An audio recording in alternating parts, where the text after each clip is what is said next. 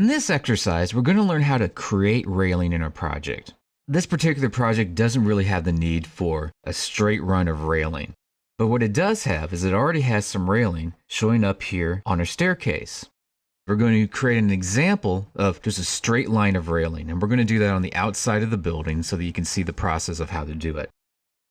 We'll also modify this existing railing so that it comes over and then comes back across so that nobody comes around and just falls into this hole here that's been created by the staircase and the opening.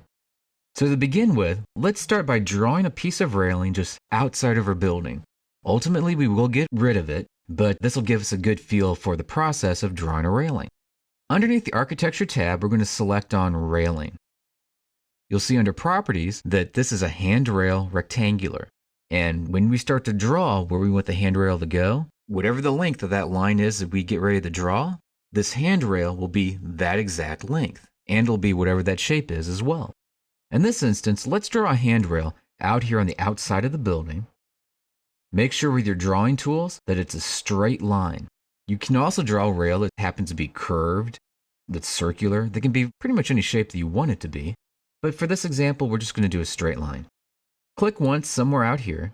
Now this is up on the second level, so this is going to look like it's floating in space here in a moment, but that's okay. Click over here, click the endpoint, and then click again. What we've done is we've drawn two lines, and the railing is going to follow the line from this point to the corner, and then wrap the corner and come back down. Click the big green check mark, and then move up to your 3D icon so we can take a look at it in 3D.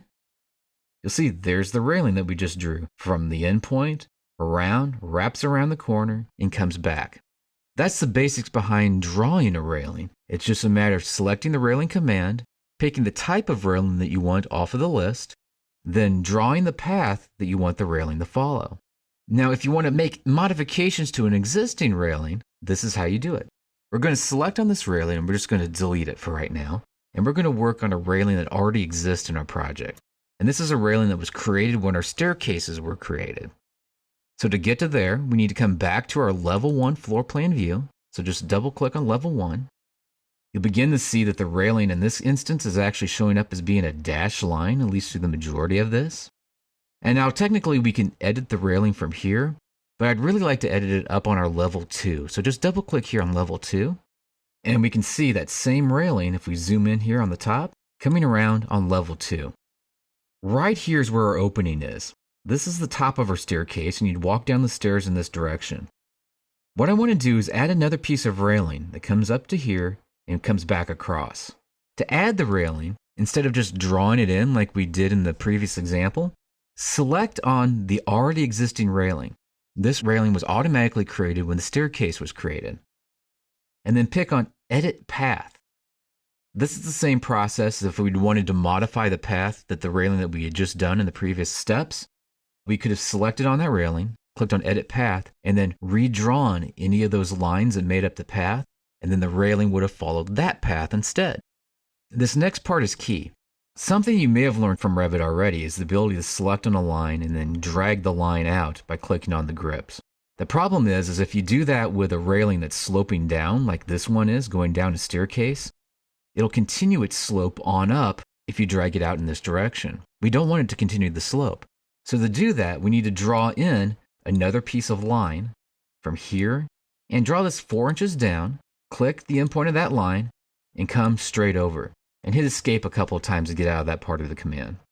What this has done is instead of continuing this slope that's going down the staircase, it's now going to be flat or flush in this direction and then come straight on across. If we click the big green check mark at this point, just click somewhere out in here, we can start to see that that's what's happening. We can see the shade along here as opposed to what it looks like as it's sloping down. And we can also view this by placing a camera inside of here. By coming up to View, then clicking on 3D View, and then picking on Camera. Click where we want to stand with the camera, and then use this cone and click somewhere in here, making sure that the staircase is completely inside of this cone of lines. We can see that this railing, in fact, did go flat right at the end, and then it's moved across. And if you click on this little control dot, and then drag down, we can see that entire railing that we just put in.